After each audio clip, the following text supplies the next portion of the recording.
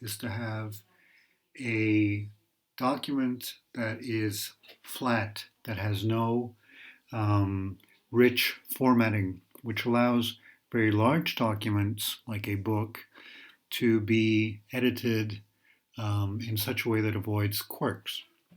So in this case, I opened a sample file using TextShop, which is a LaTeX client.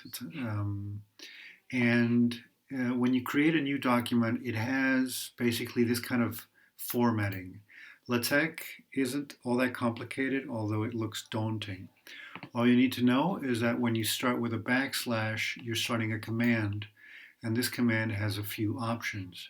So whenever someone gives you a LaTeX file, you can usually just forget about these commands and start editing directly. So for instance, if I don't like an article and I just change paper, then that's just fine. Change a word, you just replace it. And let's suggest you want to copy paste, or you just take this out and you put it down here.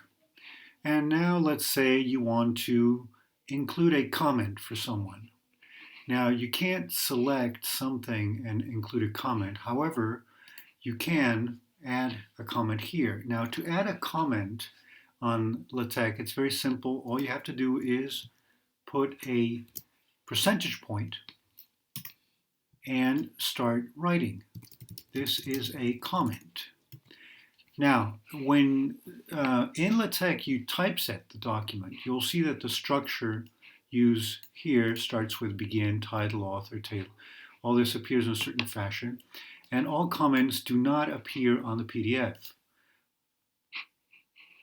Now, the result is here. And you see what's interesting about LaTeX, amongst other things, are the references. Now, I will add bibtex, process LaTeX twice. It'll start including references in whatever format I have selected. This is one format amongst many others, and this is automatized. This here is a quote. This is a section, and if you look at LaTeX, you'll see that the quote starts with begin and end, and the section also has a name. I could say it's a section, and maybe I want to include a subsection or a subsection, and this is confusing sources, source number 1. I include LaTeX, and now I'll have source number 1, and the references are automatized. So again, these comments, which you can add wherever you want, all you need to do is add a percentage and say blah, blah, blah. Now, the only problem is that if, let's say, you want to include a comment here and you do this, it'll comment out the whole sentence. So what you want to make sure is that you do a return and then add your comment. As you can see with the color coding, you'll see what is visible and what is commented. Now it might seem a little bizarre, but it's usually readable for anyone who's accustomed to using LaTeX.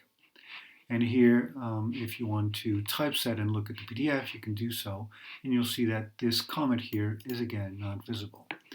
If for some reason you want to add something visible in the margin, there's another code which is called margin paragraph, where you can make a marginal note appear, but this is rare. And this is what it looks like. This is a comment, okay?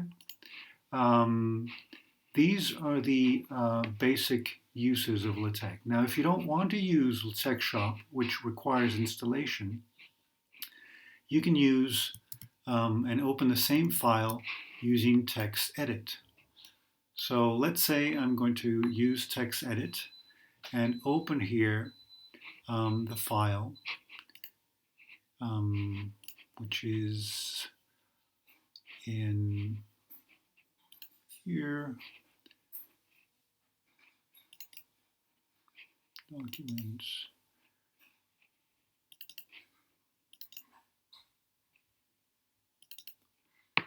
As you will see, it's a flat text. It's the same, it's exactly the same text.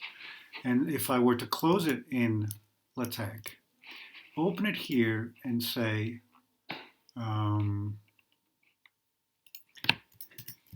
this is a new beginning, but I'm going to add a comment. You save it here, which is perfectly fine, and you open it again in LaTeX, and you'll see that we have a new beginning, but I'm going to add a comment. And if you typeset it, whoever is using it will have the new beginning. So that's the other way of using LaTeX.